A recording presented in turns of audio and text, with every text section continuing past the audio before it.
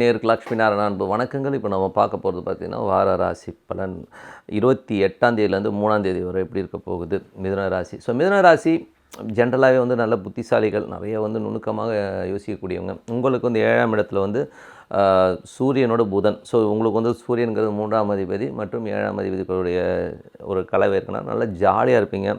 Fun element ரொம்ப ஜாலியாக இருக்கும். ரொம்ப ஒரு உல்லாச பிரியராக ஒய்ஃபோட சுற்றுறது, ஸோ சுற்றுறதுலாம் வந்து ரொம்ப சந்தோஷமாக இருக்கும். ஏன் கூட்டிகிட்டு சொன்னேன்னா எது தப்பாக எடுத்துக்கக்கூடாதுங்கிறதா சொன்னேன் ஒய்ஃபு அப்படின்னு என்ன சொல்லிங்க. ஸோ சந்தோஷமான விஷயங்கள், ஏன்னா அது ஒரு காமத்திரிகோணம்னு சொல்லுவோம். ஸோ 3-7ங்கிற போதே ஒரு காமத்திரிகோணம் ஒர்க் ஆக ஆரம்பிச்சுட்டு ரொம்ப சந்தோஷமான விஷயங்கள், நல்ல மாற்றத்துக்கான விஷயங்கள் அற்புதமாக இருக்கும். ஒரு பெரிய லெவலில் வந்து நல்ல முயற்சிகள் எடுப்பீங்க. புதிய முன்னேற்றத்திற்கான முயற்சிகள் எடுக்கிறதுக்கான வாய்ப்புலாம் ரொம்ப சிறப்பாக இருக்குங்க. ஸோ உங்களோட ராசியாதிபதியும் சூரியனோடு இருக்கும்போது புதன் சூரியன் காம்பினேஷன் வந்து புத்தி கூர்மை, புத்தியின் ஒரு ஆளுமை, இதெல்லாமே அற்புதமாக இருக்குங்க. நல்ல ஒரு கம்யூனிகேஷன் ஸ்கில்லில் வந்து ஒரு ஆன்லைன் வியாபாரம் பண்ணுறவங்களா இருக்கட்டும், நல்ல ஒரு தொலைத்தொடர்பு துறையில் இருக்கிறவங்களாம் நல்ல வளர்ச்சி இருக்கும். 2ஆம் இடத்தை சனி குரு பார்க்குற, 8ஆம் இடத்துலேருந்து பார்க்குறவங்களா பழங்கதைகள் பேசி, அதனால் வந்து 20 வருஷம் 30 வருஷத்துக்கு முன்னாடி நடந்த விஷயங்கள்லாம் உட்காந்து பேசிவிட்டு கட்டையை போட்டுட்ருக்காதீங்க. எதுக்கு சொல்கிறேன்னா, நம்ம இதில் வந்து அப்படி பழக்கம். 10 வருஷத்துக்கு முன்னாடி உங்கள் அப்பா என்ன செஞ்சான்னு தெரியாதா அப்படின்னு சொல்லிவிட்டு அந்த அம்மாவை போட்டு ஏறுறது, அந்த அம்மா இருக்கிற பாத்திரத்தெல்லாம் போட்டு உடைக்கிறது. என்னங்க அப்படிலாம் எங்கள் வீட்டில் நடக்கிறது சொல்கிறீங்க, உங்கள் வீட்லையும் அப்படி தான் நடக்குதான்னு கேட்டுறாதீங்க. எல்லார் வீட்லையும் நடக்கிறது தான். ஸோ அது மாதிரி எதுவும் ஏடாகூட பண்ணிடாதீங்க. ஸோ இது ஏன்னா ஏதோ ஒரு கோபத்தில் வச்சு பேசுகிறது தான். இவருக்கு ஆஃபீஸில் அடிச்சிட்டாங்கன்னா எங்கள் வீட்டில் வந்து இளிச்ச வாய் பொண்டாடி கிடைக்குதுன்னு சொல்லிட்டு ஏறி எக்கிறது. இந்த அம்மாவுக்கு சீரியல் பார்க்க முடியல, கரண்ட் போச்சுன்னா புருஷனை போட்டு எக்கிறது. இந்த மாதிரி விஷயங்கள்லாம் வந்து எல்லா இடத்துலையும் நடக்கிறது தான். என்னென்ன இப்படி கரெக்டாக சொல்கிறீங்கண்ணே, தோசை சுடும்போது கூட சீரியல் பார்த்துட்டே சொல்லிட்டு தோசை கருகிருச்சான்னு கூட பார்க்குறது இல்லைன்னா, அதெல்லாம் வந்து இயற்கைனே. கருகின தோசை தான் இன்றைக்கி உங்களுக்கு வந்து பிராப்தம்னா அது ராசி பலன் அந்த ஆள் அன்றைக்கி சொன்னால் கருகின தோசை தான் நமக்குன்னு எதுக்கு சொன்னால் ஈஸியாக எடுத்துக்கோங்க. அவங்க சந்தோஷமாக இருக்கட்டுமே. ஒருத்தவங்களை சந்தோஷப்படுத்திப்பாருன்னு உங்களுக்கு சந்தோஷம் ஆட்டோமேட்டிக்காக வரும்.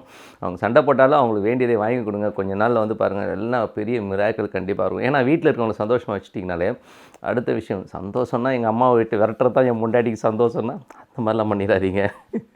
ஏன்னா நிறைய பேர் இப்படின்னு சொல்லுவாங்க. ஸோ இதெல்லாம் வந்து இயற்கையாக வந்து ஒரு பெண் வந்து கண்டிப்பாக கான்ட்ரவர்சிஸ்லாம் வரும்.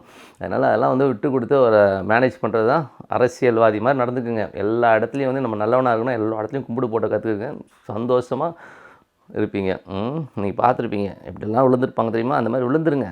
விழுந்துட்டிங்கனாலே அட்டகாசமாக இருக்கும் லைஃபு.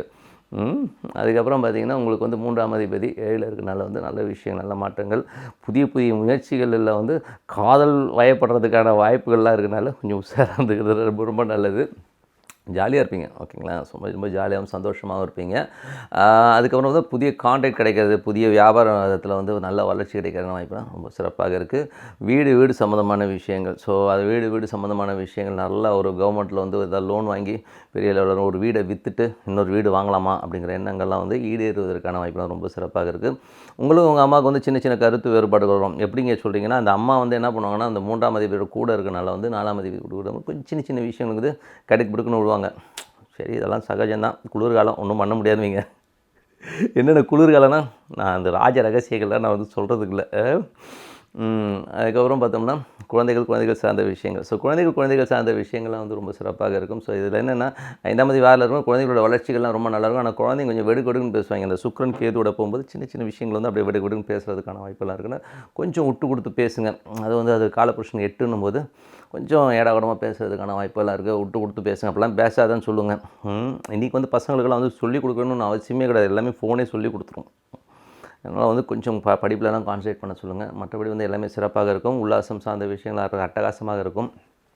வேலை சம்மந்தமான விஷயங்கள் வந்து எல்லாமே சிறப்பாக இருந்தாலும் அதோடைய போகிற சாரம் சனியோட சாரம்ன்றனால கொஞ்சம் வந்து கடுபடிகள் அதிகமாக இருக்கும். கொஞ்சம் ப்ரெஷர்ஸ் ஜாஸ்தி இருக்கனால கொஞ்சம் வேலையில் வந்து கொஞ்சம் உஷாராக இருந்துக்கோங்க. கூட வேலை செய்கிறவன்ட்ட வந்து மாப்பிள்ளை அந்த மேனேஜரு இந்த கோணவாயம் இருக்கானே அப்படின்னு சொல்லி எதாவது பேசிட்டிங்கன்னா அவன் போட்டு கொடுத்துருவான். இங்கே பாருங்கள் சார், உங்களை பற்றி என்ன பேச்சு பேசுகிறான் பாருங்கள் அப்படின்னு அவன் போட்டு கொடுக்கறதுக்கான வாய்ப்புகள் இருக்குது. அதனால் உஷாராக இருந்துக்குங்க.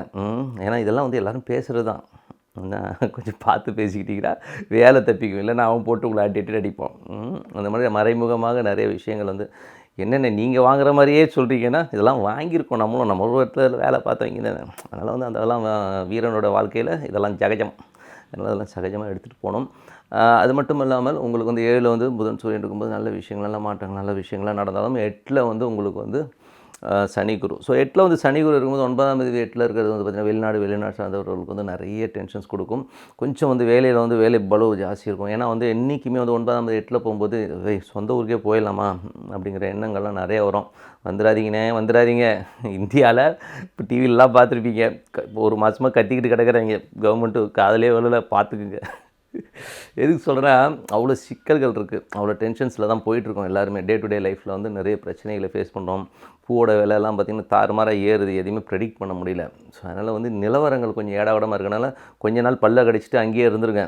திருப்பி வந்துட்டிங்கன்னா திருப்பி போக முடியாது, கொஞ்சம் யோசிச்சுக்கோங்க. ஸோ அதனால் வந்து கொஞ்சம் பார்த்து நடந்துங்க. நிலைமை நல்லாயிருக்கும், இன்னும் கொஞ்ச நாள் பொறுத்துக்கிட்டிங்கன்னா ஒரு ஃபெப்ரவரிக்கு மேலே எல்லாமே நல்ல ஒரு மாற்றங்கள் இருக்கும். அதனால் கொஞ்சம் பொறுமையாக போகிறது ரொம்ப ரொம்ப நல்லது. அதுக்கப்புறம் தான் அப்பாவுக்கும் உங்களுக்கும் நிறைய கருத்து வேறுபாடுகள் இருக்கும்.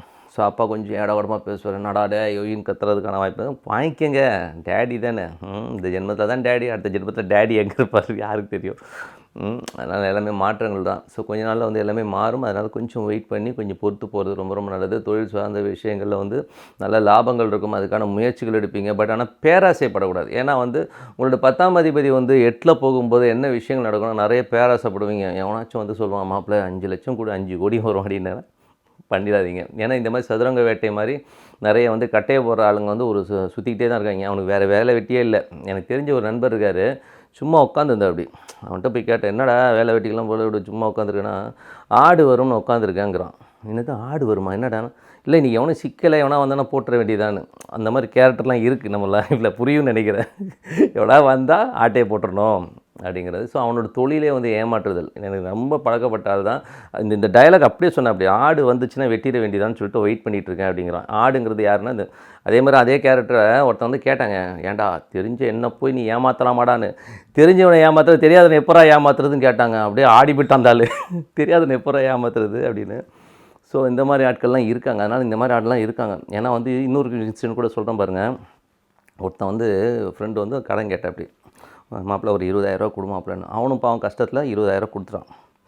அப்புறம் இவன் ஃபோன் பண்ணி, டே என்னடா 20,000 வாங்கினியே, அந்த 20,000 எங்கடான்னு கேட்டால், இந்த மகாபாவி என்ன தெரியுமா சொன்னான், உனக்கு அடுத்த வேலை சோறு இல்லையா, சாப்பாடுக்கு எல்லாமே இருக்க, யார் கடன் வாங்கினவங்க சொல்கிறேன், கடன் கொடுத்தவங்கிட்ட உனக்கு சோறு இல்லையா, என்றைக்கு உனக்கு சோறு இல்லைன்னு சொல்லி அன்றைக்கி உனக்கு பணம் கொடுக்குறேன்டான்ட்டான் பாருங்கள்.